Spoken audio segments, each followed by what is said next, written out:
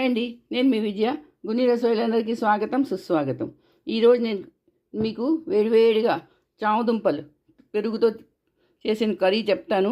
అందరూ చేసుకుంటారు, రకరకాల చామదుంపలతో చేస్తారండి. కానీ ఇలా చేశారనుకోండి, ఒక మాట చేస్తే అస్తమానం చేసుకుంటాం. ఇది రోటీకి, చపాతీకి, రైస్లో కూడా చాలా బాగుంటుందండి. మరి ఇది ఎలా చేస్తారో రండి చెప్తాను అండి. ఈరోజు నేను మీకు చామదుంపలతో పెరుగు వేసిన కూర చెప్తాను.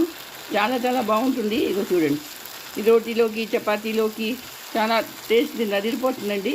ఒక మాట చేసుకున్నామంటే అస్తమానం ఇలా చేస్తూ ఉంటాము. ఇవి చామదుంపలు, ఇవి 1 కేజీ అండి. 1 కేజీ తీసుకున్నాను, బాగా కడుక్కొని పెట్టుకున్నాను అండి. ఒక కుక్కర్ తీసుకున్నాను, అందులో వేసుకున్నాను. ఇది 3 నుంచి 4 సీటీ వచ్చే వరకు ఉడికించాలి అండి.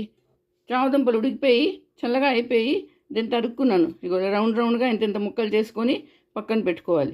దీనికి ఏమిటేమిటి కావాలో చూడండి. చామదుంపలు, సన్నగా తరుక్కున్న ఉల్లిపాయలు, ఇది ఒక ఉల్లిపాయ అండి, పెద్ద ఉల్లిపాయ. చిన్నవైతే 2 తరుక్కోవచ్చు. 2 టమాటాలు పేస్ట్ చేసి పెట్టుకున్నాను. 1 కప్పు పెరుగు, కొత్తిమీర, జీలకర్ర, ఉప్పు, ధనియాల గుండ, కారం, పసుపు, ఇదేమో పచ్చిమిరపకాయలు, అల్లం, వెల్లుల్లి, ఇవి దంచుకొని పెట్టుకున్నాను. ఇది రుబ్బక్కలేదు, ఇతకాపతకగా దంచితే చాలు. నూనెను, నీళ్లు, ఇవేనండి దీనికి కావాలి. మరి రండి మొదలు పెడదామా అండి. గ్యాస్ ఆన్ చేసుకున్నాను, మూకుడు పెట్టుకున్నాను, అందులోని నూనె వేసుకున్నాను. నూనె 3 నుంచి 4 చెంచాలు వేసుకోవాలండి. అలాగే నూనె వేడగానే అందులో జీలకర్ర, 1 చెంచా జీలకర్ర వేసుకోవాలి. జీలకర్ర చట్పట్లాడాలండి. ఇందులో ఆవాలు అవసరం లేదు, ఒకటి జీలకర్ర వేస్తే సరిపోతుంది. ఇప్పుడు జీలకర్ర చట్పట్లాడింది. ఇప్పుడు సన్నగా తరుక్కున్న ఉల్లిపాయలు అవేసి వేయించాలి.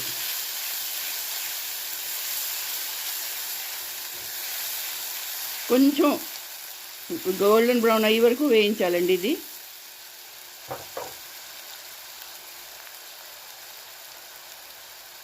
ఇప్పుడు ఇందులోనే అల్లం, వెల్లుల్లి, పచ్చిమిరపకాయలు చిట్కాపట్గా దంచుకున్నాను కదా, అది వేసుకోవాలి. మీరు పేస్ట్ కావాలంటే వేసుకోవచ్చు, కానీ ఇలా ఉంటే కొంచెం నోట్లోకి వస్తుంది, చాలా బాగుంటుంది. వేగుతున్నారు చూసారా, కొంచెం గోల్డెన్ బ్రౌన్ అవ్వాలి. ఇప్పుడు ఇదే స్టేజ్ మీద గ్యాస్ సిమ్ చేసాను. చూడండి, ఉల్లిపాయలు వేగుతున్నాయి. ఇప్పుడు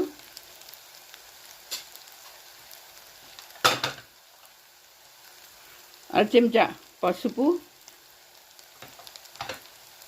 చెంచా ధనియాల పౌడరు, 1 చెంచా కారం. కారం చూసుకొని వేసుకోండి, ఎందుకంటే పచ్చిమిరపకాయ ముందు వేసాను. అలాగే ఉప్పు, తగినంత ఉప్పు నేను 1 చెంచా వేస్తున్నాను. తక్కువ అయిపోయిన తర్వాత మళ్ళీ వేసుకోవచ్చు. ఈ మసాలాలన్నీ ఉల్లిపాయతో వేగాలి. మరి మార్చకూడదండి. కొంచెం నూనె బాగా బయటికి వస్తున్నది. ఇప్పుడు టమాటాలు, రుబ్బుకుని టమాటాలు వేసేయాలి. వేసి కలుపుకోవాలి. ఇంతే మసాలా పడుతుంది ఇందులోని, ఇంకేం పట్టదు. గరం మసాలా అవి ఏం అక్కర్లేదండి ఇందులోని. ఇది ఇలా వేగనీయాలి, నూనె బయటకు వచ్చే వరకు ఇది వేగాలి. చూడండి, ఉల్లిపాయల నుంచి నూనె బయటకు వస్తున్నది, కానీ ఇంకొంచెం వేగాలి. ఇది ఉల్లిపాయ పచ్చివాసన పోవాలి. మధ్య మధ్యన ఒక మాట కలుపుతూ ఉండాలండి, ఇది మాడిపోకుండా. ఇది చాలా ఈజీ ప్రాసెస్ అండి, చాలా వేగం కూడా అయిపోతుంది.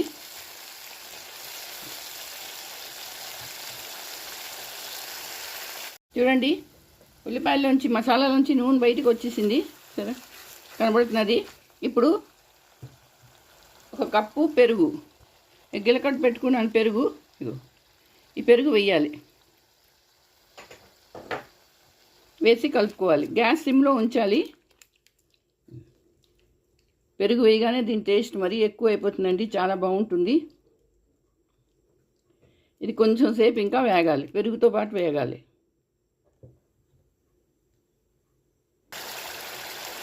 చూడండి, అలా ఉడుకుతున్నారు.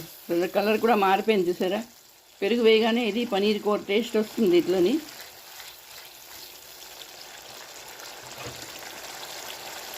ఇప్పుడు ఈ చామదుంపలు వేసేయాలి. వేసి మసాలాతో పాటు ఉడకాలి.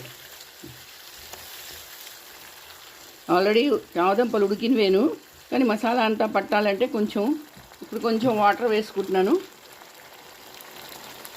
మరీ ఎక్కువ అక్కర్లేదు, కొంచెం వాటర్ వేస్తే అది మసాలా అంతా చామదుంపలకి పడుతుంది బాగా. ఇప్పుడు దీన్ని మూత పెట్టుకొని ఒక 5 నుంచి 10 నిమిషాల వరకు ఉడికించాలి. చూడండి, కూర ఉడికిపోతున్నది. మధ్యలో మాట కలిపాను. ఇంకొక 10 నిమిషాలు అలా ఉడకపెట్టుకోవాలి అండి. మూత తీసుకొని చూస్తాను. కూర దగ్గర పడింది చూసారా. చూడండి, కలర్ చూసారా ఎంత బాగా వచ్చిందో. అంతే టేస్టీగా కూడా ఉంటుంది కూర. ఇప్పుడు ఇందులోని కొత్తిమీర వేసుకుంటాను. తరిగిన కొత్తిమీర వేసుకొని కలుపుకోవాలి. ఇంతేనండి, కూర రెడీ అయిపోయింది. ఇప్పుడు దీన్ని నేను బౌల్లోకి తీసుకుంటాను.